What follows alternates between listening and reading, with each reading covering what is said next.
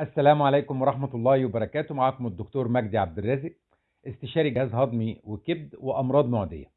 نتشرف بوجودنا معاكم النهاردة إن شاء الله. موضوعنا عن أسباب نزول الدم في البراز. مهم جدا جدا إن احنا نعرف إيه هي أسباب وجود دم في البراز.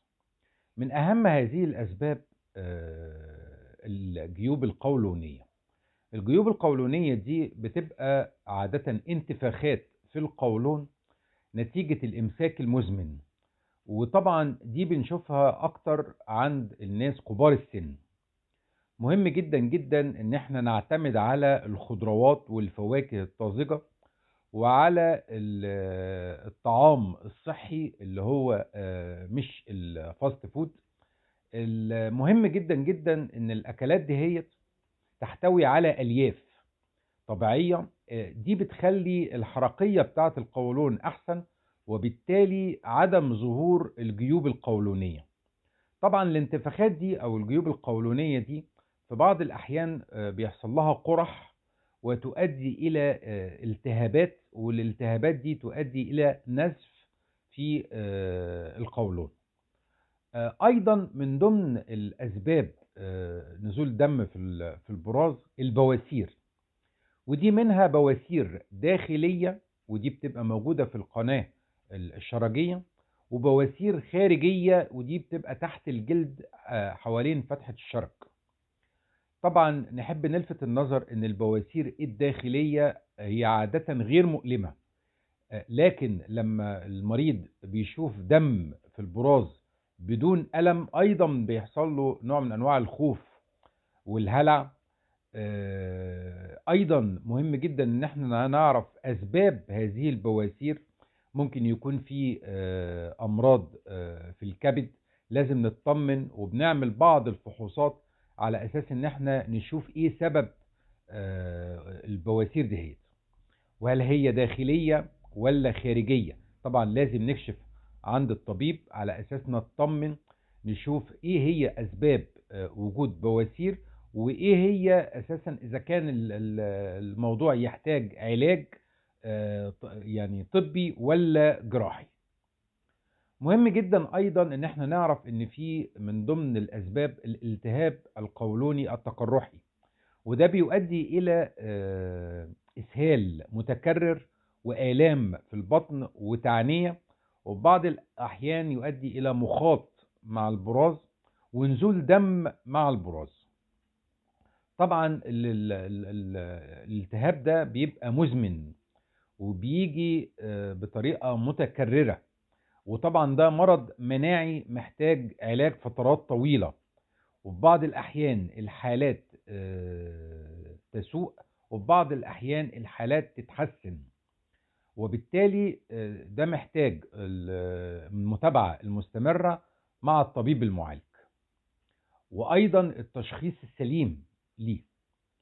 طيب بالنسبة لي أيضا من ضمن الأسباب التهابات المعدة، وخصوصا في حالة وجود جرثومة المعدة. دي بتؤدي إلى أن المريض يعاني من دم في البراز، والدم ده عادة بيبقى مهضوم، وبالتالي البراز بينزل اسود اللون، لون القار، وده طبعا بيقلق المريض، وزي ما قلت سببه قرح المعدة، وفي الغالب ممكن يكون نتيجة جرثومة المعدة. لكن أيضا في أسباب تانية ممكن تؤدي إلى قرح المعدة، زي الناس اللي بتكسر من القهوة والنسكافيه، أو الناس اللي بتكسر من التدخين أو الشطة والمخللات، أو الناس أيضا اللي بتتعالج من أمراض مناعية وبتضطر إن هي تاخد كورتيزون، او الناس اللي هي اساسا عندها مشاكل حساسية وبتضطر ان هي تاخد كورتيزون.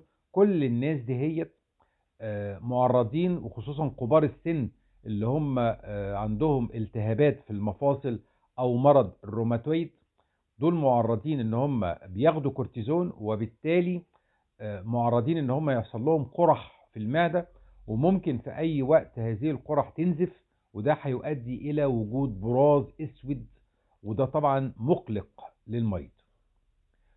طيب بالنسبة أيضا من ضمن الأمراض اللي بتؤدي إلى نزول دم في البراز السرطان القولوني أو السرطان الشرجي من أهم أسباب نزول دم في البراز، ولازم ناخد بالنا كويس جدا، ولازم على طول نذهب للطبيب المعالج على أساس يتم تشخيص السرطان في المراحل الأولى، على أساس إن احنا يتم العلاج في أسرع وقت ممكن.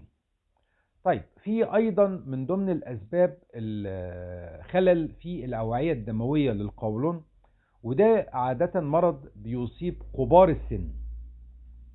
بيحصل خلل في الأوعية الدموية وده يؤدي إلى نزيف قولوني، وده في بعض الأحيان بنلجأ للعلاج الطبي، لكن نادرا ما بنلجأ إلى استئصال جزء من القولون.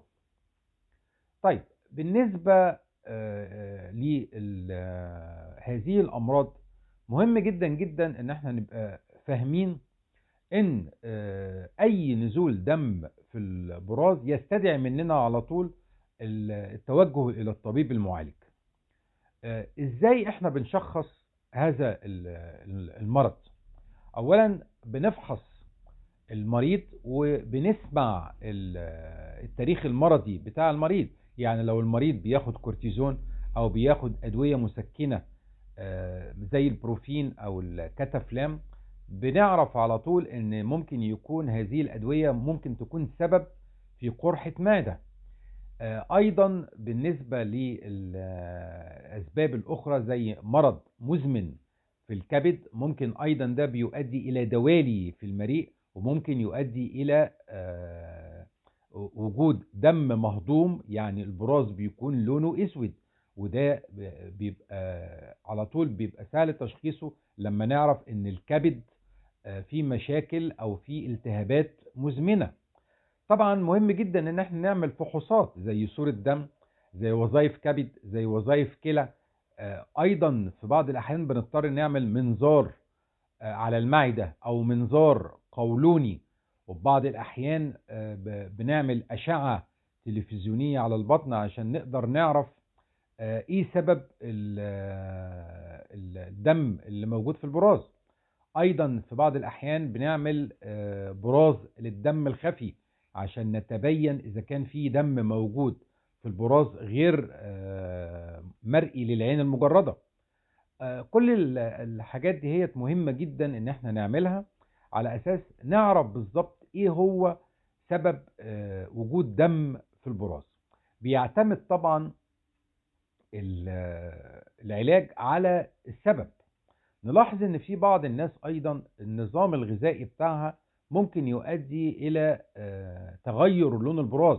يعني في ناس مثلا بتاكل بنجر، وبالتالي البنجر ده ممكن يؤدي الى تغيير في شكل البراز، ممكن يخليه لونه احمر. او جيلاتين، الناس بتاكل جيلاتين احمر، ده ايضا ممكن يؤدي الى تغيير في شكل البراز.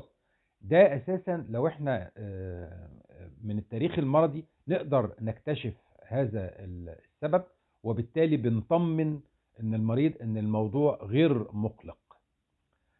أرجو أن احنا نكون استفدنا من هذا الفيديو. أشكركم جزيل الشكر، والسلام عليكم ورحمة الله وبركاته.